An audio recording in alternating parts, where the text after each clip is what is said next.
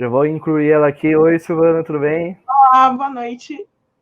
Silvana, olha, eu vou tentar falar o nome aí do seu trabalho, mas ele é um pouquinho difícil, tá, gente? Boa sorte. Se eu falar errado, você me corrige. A parte em português é a mais fácil, viu, pessoal? As duas partes são em português, ó. Olha, não sabia. Vamos lá. Da realidade à virtualidade. Agora eu vi a outra parte em português também. Edad Lautv, a Edad Laad, é isso? É isso aí. Bom, muito bem. Ela foi orientada pela Maria Gabriela. Fê, vai se apresentando. Fê, Silvana, vai se apresentando. Eu tô com os comentários do Felipe aqui ainda. Silvana, vai se apresentando enquanto eu vou colocando a sua apresentação, tudo bem? Tudo bem. Bom, meu nome é Silvana Machado. Eu fiz esse trabalho ao longo do ano de 2019, sob orientação da Maria Gabriela. Gabi, maravilhosa, agradeço muito pela força. E, enfim, farei os agradecimentos daqui a pouco. Pronto, eu posso parar de enrolar, que agora os slides entraram. Da realidade à virtualidade, Edad Lautrif, a Edad Laerad. A realidade leva à virtualidade à realidade, enfim, é um loop. Pode passar, por favor. E eu vou falar um pouco sobre o que é a virtualidade. Eu estou um pouco nervosa, gente, eu vou pedir desculpa aqui, já licença para vocês, que eu entrei aqui meio de última hora, e aí eu me preparei aqui assim, meio em cima da hora para fazer, então vocês vão ser pacientes comigo. Mas meu questionamento nesse momento era entender a relação do humano contemporâneo com a virtualidade. A gente é constituído por essa virtualidade, mas como se dá essa relação? Como ela vem? Muita gente ainda questiona se esse virtual pode ser considerado real. Mas para entender o que é o virtual, primeiro a gente precisa entender o que é o real. E eu acabei chegando a uma conclusão de uma coisa que a gente ouve muito, bastante na psicologia. Pode passar, por favor, o próximo slide. É subjetivo. Tanto o nosso entendimento do que é real quanto do que é virtual, a constituição da realidade é subjetiva. Próximo slide, por favor. Tudo aquilo que é observado e compreendido como real depende diretamente da subjetividade do observador. Para chegar a essa conclusão, eu precisei fazer uma revisão histórica, uma revisão bibliográfica ao longo de toda a história da psicologia e da história da humanidade. E eu vou convidar vocês, próximo, por favor, a fazer essa jornada comigo e entender que esse processo de virtualização é inevitável. Ele existe. Ele faz parte da nossa história. Próximo. Bom, a gente começa a nossa jornada na pré-história. Tem que voltar ao começo, num período onde os fenômenos todos eram atribuídos aos deuses, né? O nascer do sol, o dia, a chuva, tudo era atribuído a divindades. Não existia nenhuma preocupação em provar que nada daquilo era real, ou, enfim, não era... A crença, por si só, bastava. Em paralelo, existe um processo de matematização da natureza que também acompanha a nossa história. Nesse período, a matemática servia só para enumerar e contar. Eu entendo a matemática como uma linguagem para traduzir certos fenômenos da natureza. Essa cultura, sem preocupação de se provar, acabou sendo se refletir em toda a proposição de conhecimento desse período. Na Antiguidade Clássica, vem os primeiros registros das mudanças significativas da percepção do homem em relação à natureza, a forma como a humanidade enxerga o mundo ao seu redor. É o período do diálogo entre o mitos e o logos, de acordo com Gusdorff. Para poder compreender esse período, eu fui a Platão e revisitei a analogia da caverna. Platão fala que a realidade, como ela é percebida, é como se estivéssemos dentro de uma caverna, vendo sombras projetadas numa parede. A gente não consegue perceber o mundo como um todo. A gente consegue perceber apenas aquele recorte ali da caverna. Portanto, se pudessem se comunicar uns com os outros, não achas que tomariam por objetos reais as sombras que veriam? E se a parede do fundo da prisão provocasse eco sempre que um dos transportadores falasse, não julgariam ouvir a sombra que passasse, não julgariam ouvir a sombra que passasse diante deles? Platão, 2012, página 131. Platão cita Sócrates nessa alegoria, e ele fala que a verdade verdadeira e absoluta só pode ser conhecida por Deus e ninguém mais.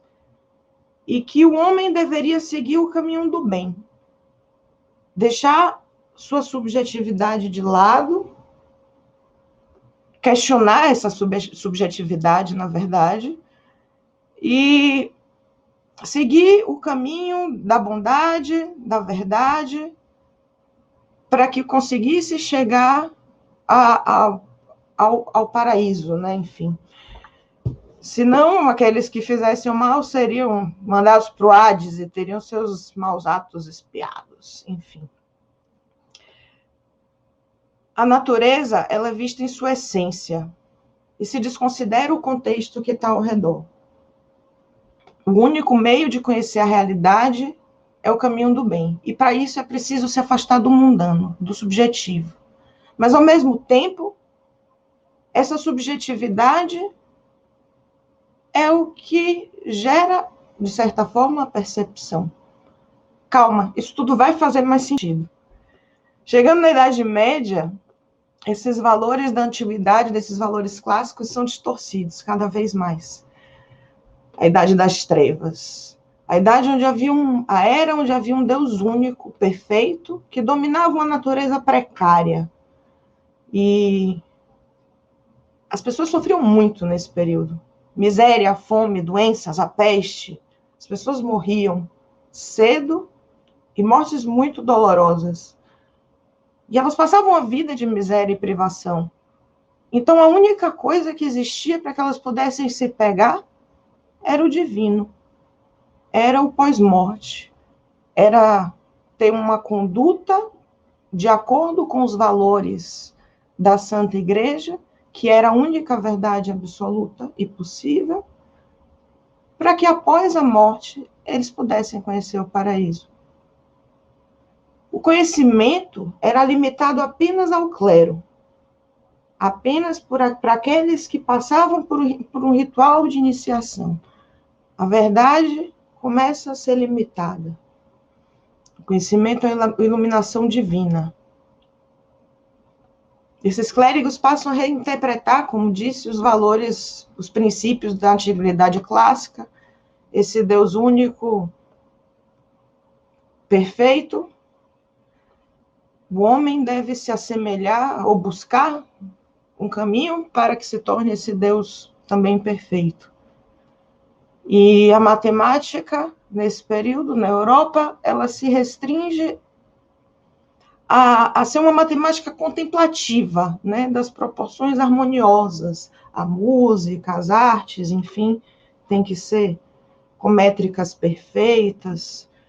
Nesse período, no entanto, no Oriente, a matemática começa a florescer. Não apenas a matemática, enfim, mas comércios, enfim, muitos mercadores. Aí a gente chega ao próximo slide, por gentileza.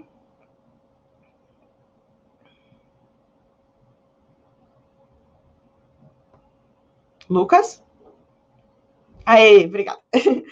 Aí a gente chega no Renascimento. E o Renascimento é o que é definido por Gurdjieff como um reencontro com a sabedoria antiga. Uma era que vem como um alívio aos tempos obscuros que a precedem. O humano começa a se enxergar como criador ante a natureza. O conhecimento começa a se dar pela experimentação. E então ele é descrito de forma matemática. Na verdade, tudo é descrito de forma matemática. a descrição matemática da realidade. A natureza é objetivada, reduzindo a partes que podem ser medidas, observadas. Começa a se ter um conceito de que para compreender a razão de um fenômeno, para compreender um fenômeno, precisa compreender primeiro a razão dele, o motivo dele. Se aperfeiçoa a lógica clássica. E se cria uma identidade de não contradição e exclusão de um terceiro termo qualquer entre falso e verdadeiro. É o início de uma lógica de binariedade. A gente vai falar um pouquinho mais disso. Nesse momento, as matemáticas orientais começam a voltar para a Europa. Tem uma citação de Vargas que eu acho maravilhosa, que é: os árabes tinham recebido a matemática no século IX por meio da tradução dos tratados gregos, e agora seus textos em árabe eram traduzidos para o latim. Esse período também é o período que surge Descartes como um grande pensador. E Descartes começa um processo cartesiano, enfim, de questionar a realidade e reduzir todas as perguntas às suas menores partes. E depois de tentar negar tudo, absolutamente tudo, Descartes chega a uma conclusão: que ele existe, enquanto ser pensante. Je pense, donc je suis. Ou, traduzido como penso, logo existo, ou penso, logo sou. Se eu penso, se eu questiono, então eu existo. O resto todo pode ser criação da minha mente, mas eu, enquanto ser pensante, existo. E isso foi a primeira conclusão que Descartes tomou por definitiva. O primeiro princípio firme e indubitável de sua jornada meditativa. Descartes compreende que o real é aquilo que existe tanto dentro da mente quanto fora dela. E aí, nesse período, esse padrão de racionalidade centrado na matemática começa a se desenvolver cada vez mais. Uma recuperação da diversidade histórica e cultural. E aí a gente chega na Idade Moderna. E aí, a Idade Moderna, as coisas começam a ficar um pouco mais complicadas, porque Deus morreu, segundo Nietzsche. E assim falou Zaratustra. Começa a se entender o sagrado como o homem como o criador diante da natureza e do universo. Ele começa a entender a natureza como ali para ser explorada e para estar a serviço do homem. O homem se torna o centro do universo. E seu bem-estar depende do controle que ele obtém sobre a natureza. Só que para controlar, ele precisa entender. E aí surge também o método analítico, que é considerado a única forma de conhecimento válido. O conhecimento só serve se for capaz de ser provado. A natureza, então, é objetivada. Ela é reduzida ainda mais a pequenas partes, e a linguagem dos números e da medição é o que governa esse período. É nessa época também que surge Isaac Newton, com suas teorias encaixando tudo, absolutamente tudo, em axiomas que já estavam pré-estabelecidos, como tempo, espaço. Eu queria pegar a lista para não esquecer. Mas, enfim, Newton começa a descrever, ele mostra um modelo, né, ele traz um modelo capaz de descrever espaço, tempo, massa e força. Ou seja, absolutamente todos os fenômenos da natureza. O homem toma para si o direito de transformar, explorar, escravizar, se servir da natureza. Os seres vivos passam a ser enxergados como máquinas, com pequenas engrenagens perfeitas. E tudo começa a ser dividido em dois lados. Uma visão dualista do universo. Material e espiritual, corpo, mente, objetivo, subjetivo, ciência e fé. Tudo passa a ter dois lados.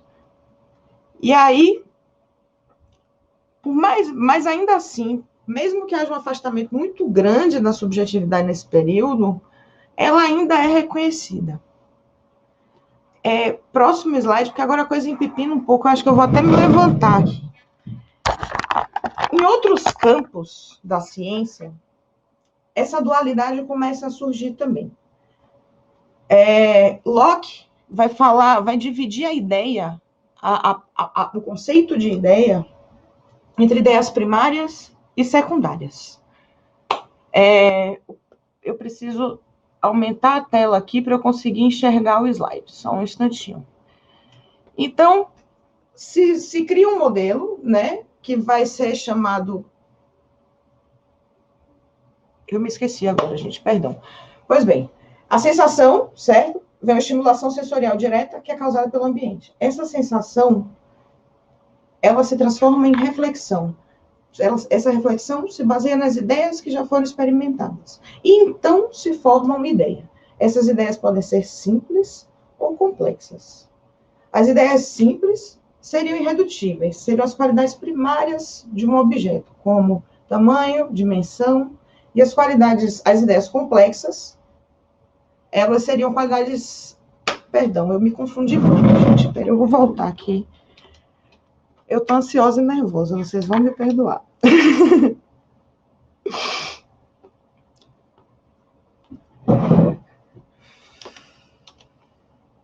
Eu me perdi mesmo.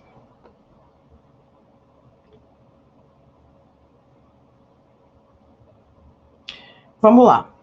A experiência, ela pode ser derivada da sensação, que é a estimulação sensorial direta causada pelo ambiente, ou da reflexão acerca dessas sensações na mente. E isso vai gerar, então, as ideias. As ideias, elas podem ser simples ou complexas. E as ideias complexas, elas podem ser redutivas às ideias simples. As abstrações produzidas pela reflexão, ou seja, as ideias complexas, elas se baseiam em ideias já experimentadas pelos sentidos. Então, é necessário haver antes um reservatório de impressões sensoriais.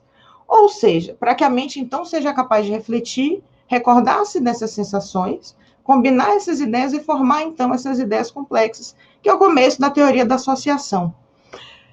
Ou seja, para que você consiga, de fato, entender e formar uma ideia, ter uma percepção de uma situação, é preciso que essa ideia se relacione com uma experiência passada. Eu sei que está um pouquinho complicado, até eu me perdi um pouco. Mas vamos continuar que as coisas vão se encaixando. Locke, ele compreende que qualidades com tamanho e dimensão de um objeto existem, quer que elas sejam percebidas ou não. E ele chama essas qualidades de primárias. Outras qualidades, como cor, som, odor, gosto, elas só existem se uma pessoa estiver lá para perceber. Um sabor só pode ser percebido se tem uma pessoa sentindo esse sabor. Só que um outro estudo de Fukushima fala que até as qualidades como tamanho ou dimensão podem ser percebidas de forma relativa. O que é que isso significa? Que a depender do seu estado de espírito, você pode enxergar um objeto como maior ou menor, algumas distorções podem acontecer.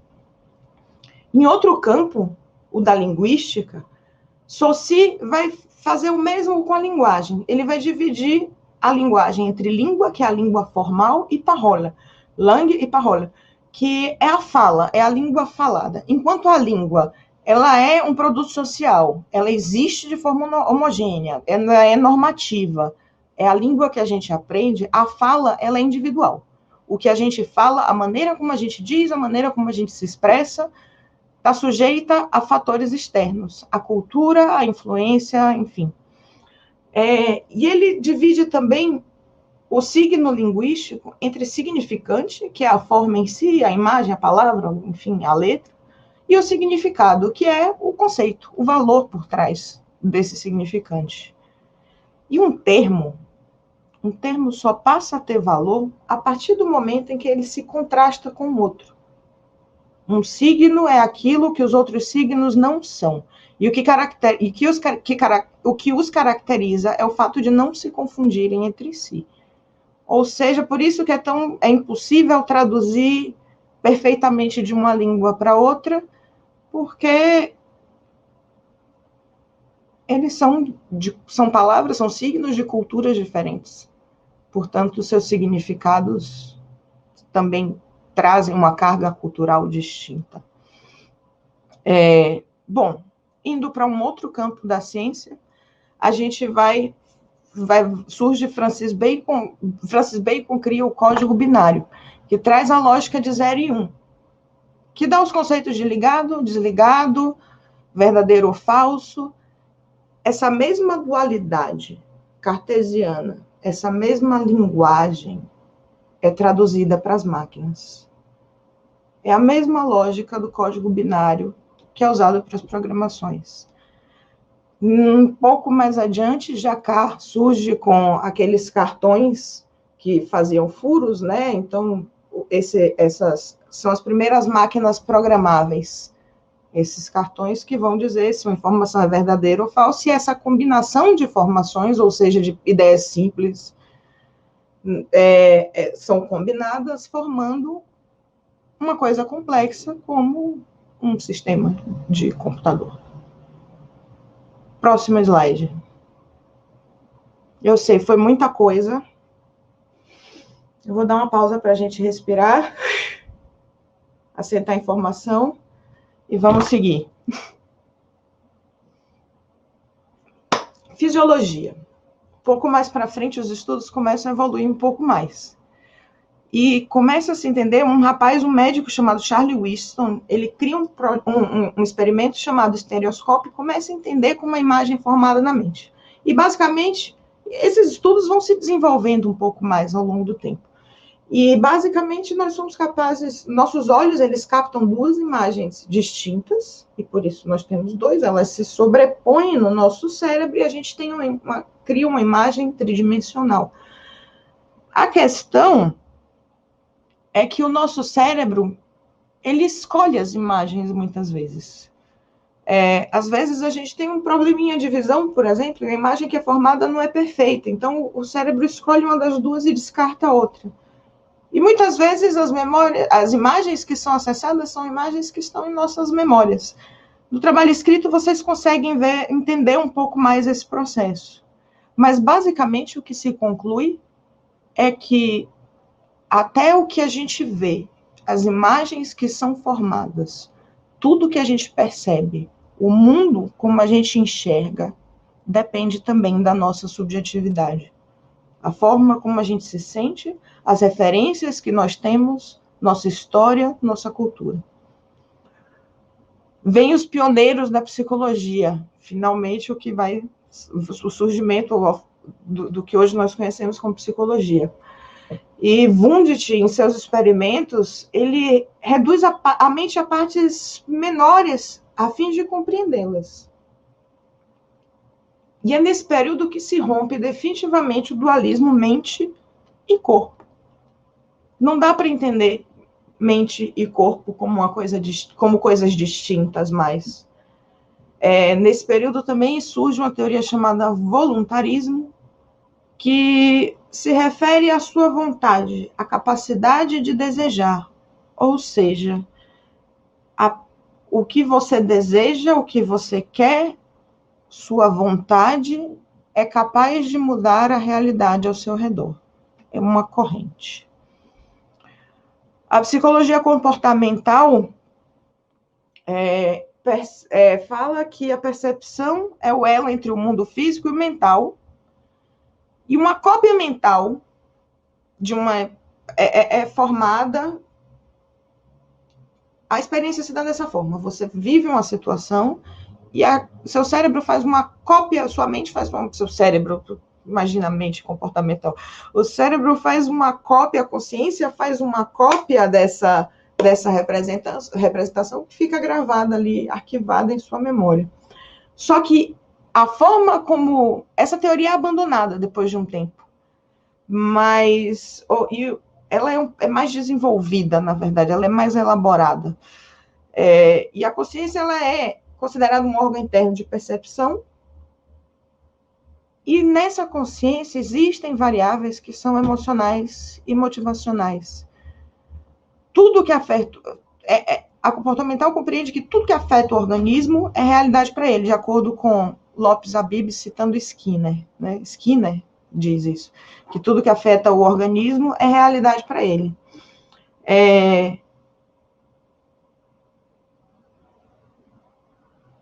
Isso parece familiar, né? em toda essa revisão histórica, até agora, por mais que tenhamos visto teóricos tão diferentes, de períodos tão diferentes, com linhas de raciocínio tão diferentes, ainda assim, todos até então, todos esses analisados, de todos esses períodos, concluem que essa subjetividade influencia na nossa percepção de realidade. Próximo slide, por favor. E aí a gente chega na psicanálise. E Freud fala que, e compreende que não são os fatos em si que contam, mas sim a maneira como foram percebidos e lembrados. Um trauma não é o trauma em si, mas é a percepção desse trauma. E Freud fala de mais algumas questões aí. A gente fala do narcisismo infantil, que é aquela onipotência da criança, enfim. Eu vou até pegar aqui no texto, porque a parte... Não quero perder nada aqui. Bom, a partir da renúncia à onipotência ou delírio de grandeza, característicos do narcisismo infantil, surge o processo de identificação e modelo de referência do eu. E é essa renúncia que possibilita o surgimento de um outro ideal e, por consequência, um eu ideal. Ok? Freud entende o eu como eu corporal. É como se o eu da nossa mente fosse uma projeção do corpo. E esse eu, ele tem o papel de substituir o princípio do prazer pelo princípio da realidade. E ele está ali no cerne do sistema perceptivo, responsável por entender o que as palavras significam, entender o que o mundo significa e traduzir isso de certa forma. Ajudado pelo super-eu, ele participa da censura, uma forma de adaptar o sujeito à realidade. E Freud fala também o quanto a realidade pode ser pesada, dura, quanto é difícil sobreviver numa realidade tão frustrante, né? É claudicante. A existência e a integridade do homem, do humano, são frágeis, frágil, é subjetiva.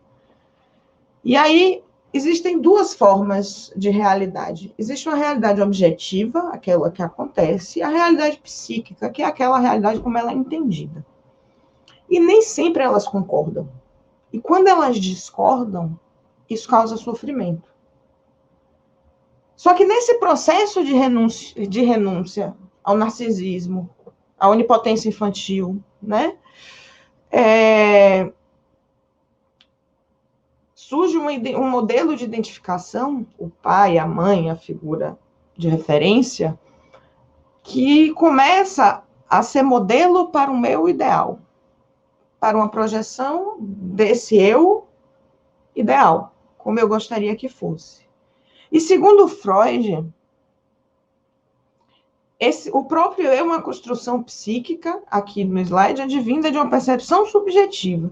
E a constituição desse eu ideal é não apenas natural, como necessária à suportabilidade da vida em sociedade. Esse eu ideal não é construído a partir do que as pessoas são, mas de como a gente as percebe. E não é construído a partir do que eu sou, mas daquilo que eu percebo que deveria ser. Algo do tipo. Então, para suportar esse desgosto, a frustração dessa realidade objetiva conflitante com essa realidade psíquica, esse eu ideal surge como uma forma de sobrevivência. De certa forma, o homem se refugia na fantasia. Ele busca, segundo Freud, busca medidas paliativas que funcionam como satisfações subjetivas para amenizar a realidade. O caminho do Ubermensch... Eu não falei do Ubermensch, como é que eu falei de Nietzsche e não falei isso? Uma das coisas que Nietzsche concebe nesse período, naquele período da Idade Moderna, é de que o homem precisa se preparar para a chegada do super-homem. um processo de autossuperação, de transvaloração, de se livrar de todas as suas limitações para conseguir atingir um estado de super-homem, de homem superior. Lembra que eu tinha falado que Deus morreu e o homem é o novo Deus, de certa forma? É isso, é o super-homem, o homem como entidade divina ou coisa do tipo.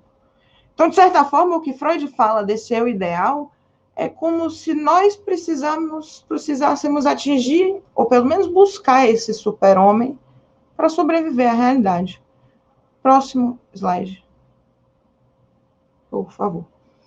E aí a fenomenologia, a psicologia humanista, na verdade, começa a surgir com suas vertentes, e a fenomenologia vai trazer, através de Heidegger, que eu cito Ong, fala sobre o Dasein, que é o ser aí, e começa a compreender o ser como um produto de todas as suas relações psicossociais. É o ser inserido em um contexto. Um ser em um outro contexto, ele é diferente. E começa a se compreender a importância de observar onde aquele ser está inserido, e não apenas as pequenas partes. Um pouco mais para frente, Fritz Perls, o nomezinho difícil, hein, tio? Perls surge com a Gestalt e fala sobre a importância de... se aprofunda na importância de compreender esse contexto, de entender o que constitui esse sujeito em todas as suas minúcias. Que para compreender as partes de uma forma, é necessário antes entender o todo que a envolve e a compõe. E a parte da matematização da natureza, lembra que a gente estava falando? Pois é, a física evolui para o nível subatômico a essa altura.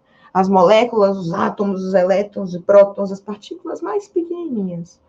E surge a física quântica, que é uma forma de quantificar essas partículas, de certa forma, poder medi-las. Fazem diversos experimentos. E em um desses surge a teoria da onda-partícula, a dualidade onda-partícula, que basicamente uma matéria, ela pode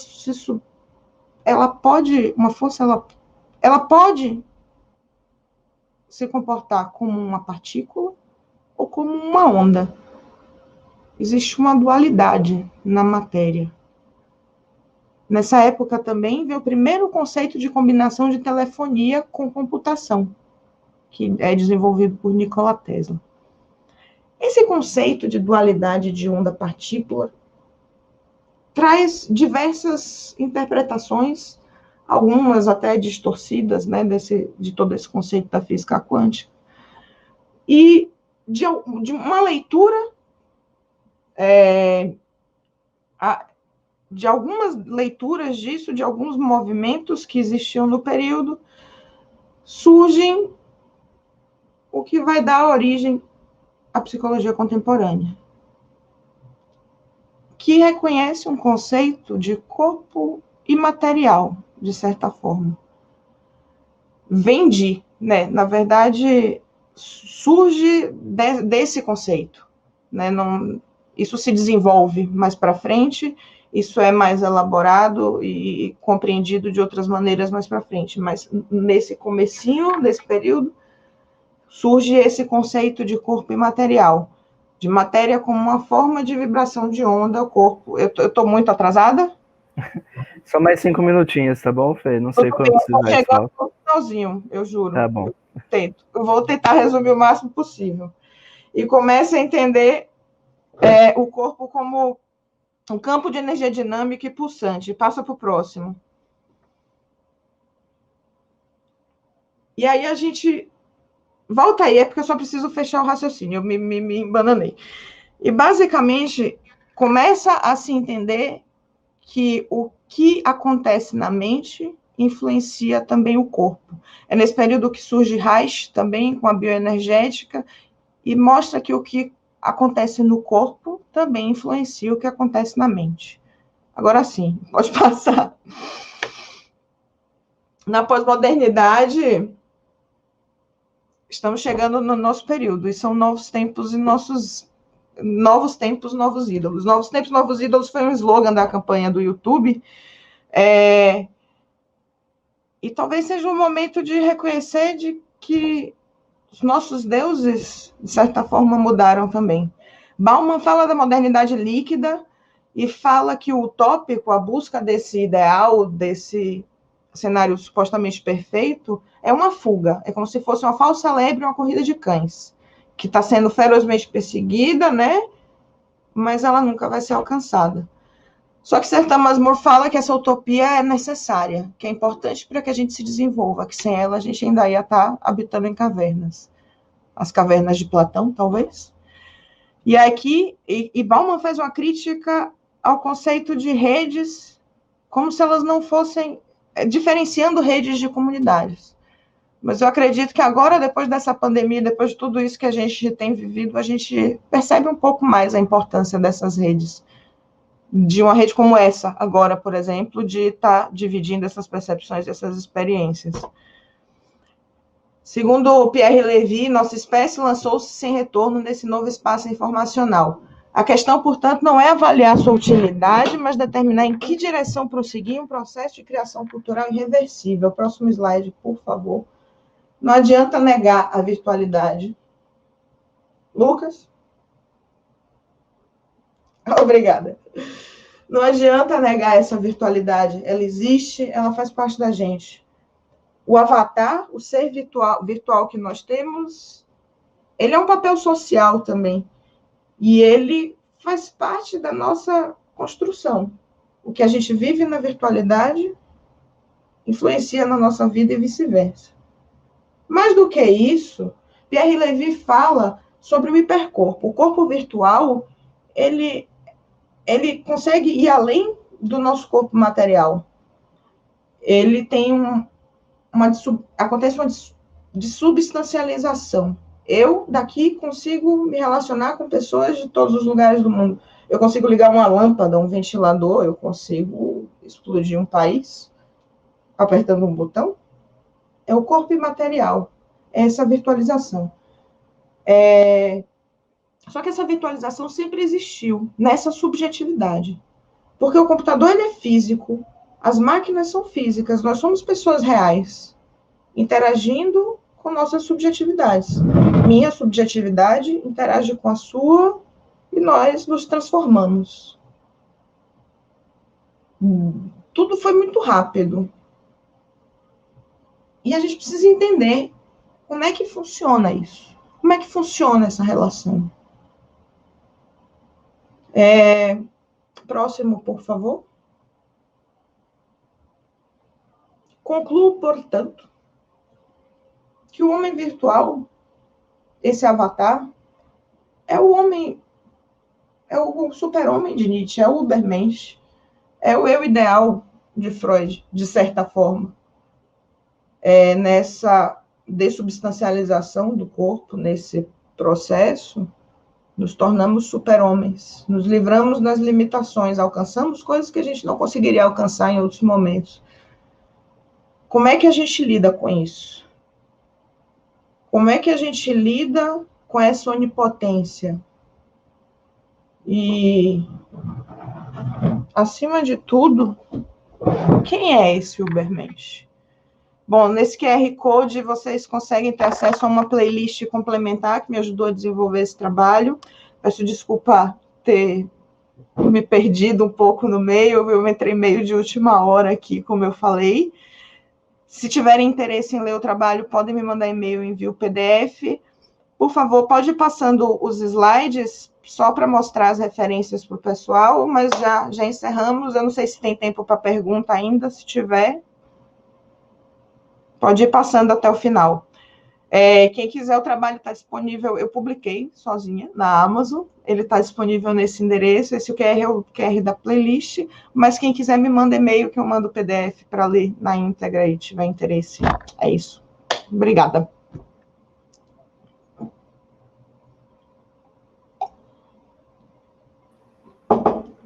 Muito bom, Silvana. Nossa, eu fico pensando no trabalho que deu para fazer tudo isso. Você conseguiu fazer isso nesse ano inteiro? Foram 2 anos de pesquisa. Eu comecei em 2018 e terminei em 2019. Olha, é muita coisa, parabéns, viu? Tudo assim. Tive uma amiga que eu queria agradecer, nem sei se ela está assistindo, que é a Adriana Dinamarco, que é uma professora que me ajudou muito também a desenvolver, e a Gabi, que foi maravilhosa, gente. A Gabi foi. A Gabi é divina, né? Ela é maravilhosa. Eu gosto muito da Gabi, ela é uma professora excelente, assim, foi uma orientadora sem defeitos.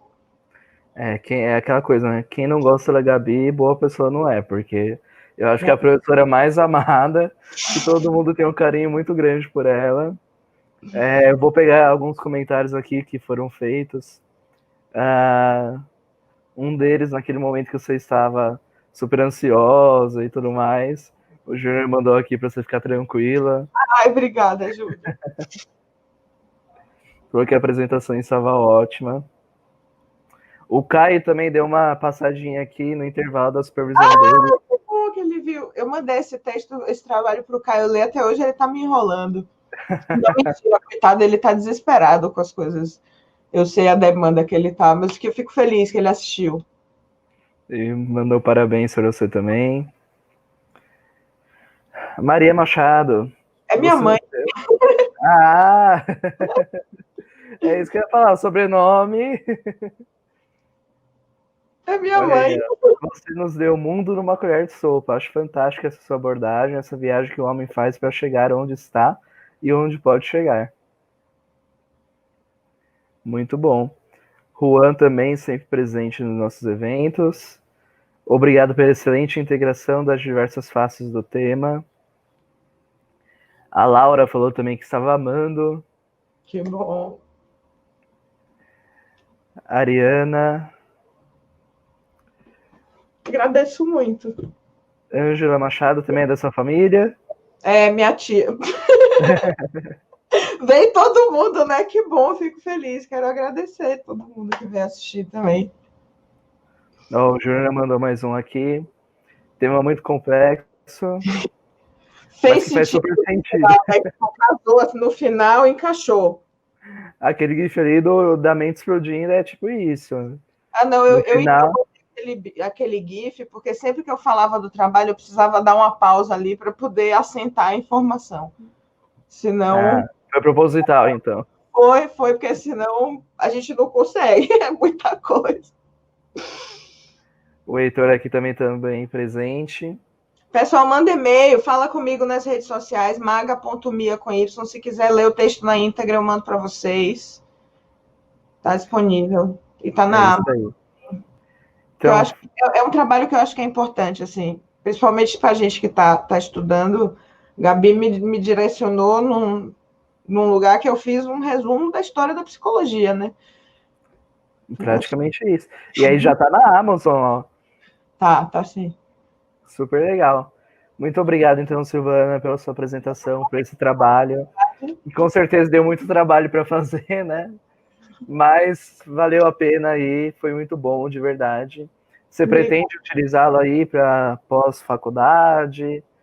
Eu já estou meio que trabalhando nisso, assim, mas eu estou meio escrevendo por conta. Eu gosto da academia, talvez eu continue, talvez, mas independente disso, já estou começando a pesquisar essa continuação, entender quem é esse Ubermensch, né? Quem é o homem, o super-homem. Muito bem. Então, Silvana, de novo, muito obrigado. Muito obrigado pelo seu tempo, pelas suas explicações, por apresentar o seu trabalho. Com certeza o pessoal aqui gostou, tem vários comentários aqui, depois você pode dar uma olhada. E muito obrigado mais uma vez.